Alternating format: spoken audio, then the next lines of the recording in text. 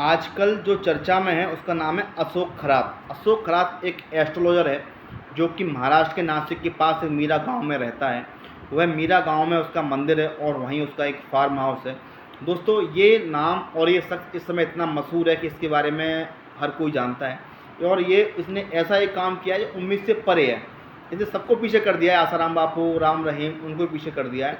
और उसने किया नहीं है, साथ वालों ने करवाया है, ऐसा मेरा मानना है।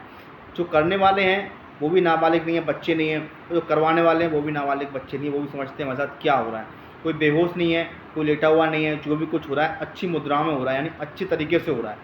आप समझ सकते हो, देख के इनकी फ़ोटोज़ को देख के आपको लग जाएगा कि ये होश में है, पूरे होशो हवास में कर रहे हैं, जो कोई बेहोश नहीं है। और अशोक खरात जो कि नासिक के पास है मीरा गांव नाम के गांव में जाता है।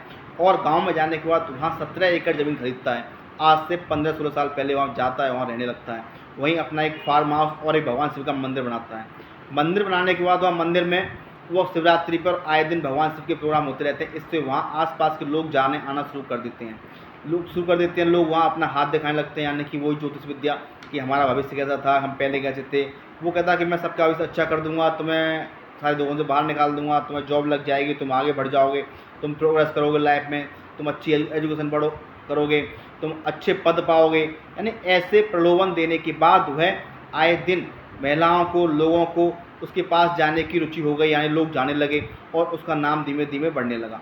जो अशोक खरात है, इसने पहले 20 साल तक नेवी में, यानी मर्चेंट नेवी में इसने काम किया है। उसके बाद रिटायरमेंट होने के बाद तब उसने अपना काम चालू किया।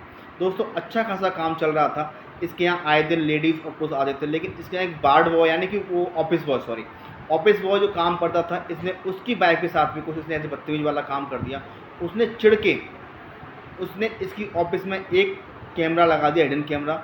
उसमें कि 56 लेडीज़ों के वीडियो बन गए, लेकिन अभी बढ़कर वो 350 से ऊपर भी पहुंच गए हैं। पहले 100 हुए, फिर अब 380 के आसपास सुनने को मिल रहे हैं। लेकिन एग्जैक्ट नंबर नहीं है मेरे पास ये, लेकिन 360 या 380 के आसपास के नंबर हैं। लेकिन दोस्तों, सोचने वाली बात बस केवल एक ही आती समझ में मेरी में, कि जो इसके साथ में लेडीज़ें गई हैं, जो लेडीज़ें दिख रही हैं आपको, यानी कि एक लेडीज़ तो रूपाली चंकरकार नाम की लेडीज़ है, जो कि महाराष्ट्र की महिला आयोग की अध्यक्ष है। यानी महिला आयोग की अध्यक्ष क्या कोई नाबालिग थी, या कोई अनसमझ थी, या आदिवासी थी, या भोली वाली गांव की थी? अब वो क्या लगता है, मुझे तो लगता नहीं ऐसा कुछ है। लेकिन जो भी कुछ हुआ है ना, होशो हवास में हुआ है। यानी कि आज भी पढ़े लिखे, समझदार, जिम्मेदार लोग आज भी इन अंधविश्वासी लोगों के पास जाके आराम से सब कुछ इनके कहने पर करने को तैयार हैं। यानी उनके झांसे में नहीं आ रहे हैं। इन्हें अपना लालच है, इन्हें अपना। आपसे तो कोई भी कहे आप कुआं में गिर जाओ, आप कुएं में गिर जाओ क्या? कोई नहीं गिरेगा कुएं में, ऐसा तो नहीं होता ना। इन्हें कोई ना कोई लालच बहुत बड़ा है। इन्हें लालच दिया गया कि साहब तुम अच्छे पद पे बैठ जाओगे, तुम्हें फ़ायदा होगा, तो फाइनेंशियल प्रॉब्लम सारी सॉल्व होंगी, पैसे की आमदनी बढ़ जाएगी आपकी। तो ये उस लालच में जाकर उन बाबा के पास पहुंच जाते हैं, और पहुंच के बाबा जैसे कहते हैं वैसे ही करते हैं। दोस्तों सोचिएगा, 360 लेडीज़ों के वीडियो अभी अवेलेबल है इंटरनेट पे, आप आराम से सर्च कर सकते हो। अशोक खरात एडल्ट वीडियो आप डाल सकते हो और उसको देख सकते हो, अवेलेबल है इंटरनेट पे, कोई भी देख सकता है उसको। यानी कि जब इतनी लेडीज़ें जाती तो कितनी लेडीज़ों काम किया होगा उसने, यानी इतने तो उसके ऑफिस बॉय ने लेडीज़ों के साथ वीडियो बनाए हैं। बाकी वो जाने कितनी लेडीज़ों के साथ ऐसे काम कर चुका होगा। अब जो लेडीज़ हैं वो अपने रिपोर्ट कर रही हैं, FIR कर रही हैं, कह रही हैं हमें बहका दिया, हमें नमकीन और मीठा पानी पिलाया गया, जिससे हम अपना होश खो बैठे। अरे होश खो बैठे तो बेहोश हो जाते, आप गिर जाते। आप गिरे कहाँ हो? आप तो खड़े हुए हो, आप तो बैठ रहे हो, आप घूम रहे हो, चल रहे हो, फिर रहे हो, और सब कुछ होने के बाद आराम से ऑफिस के बाहर जा रहे हो। इसलिए दोस्तों, मुझे लगता नहीं है कि ये अशोक खरात की कमी है। मुझे लगता है ये सारी कमी हमारी समाज की है, सोच की कमी है। हम अभी भी विश्वास करते हैं, हम अपनी मेहनत पर विश्वास नहीं करते।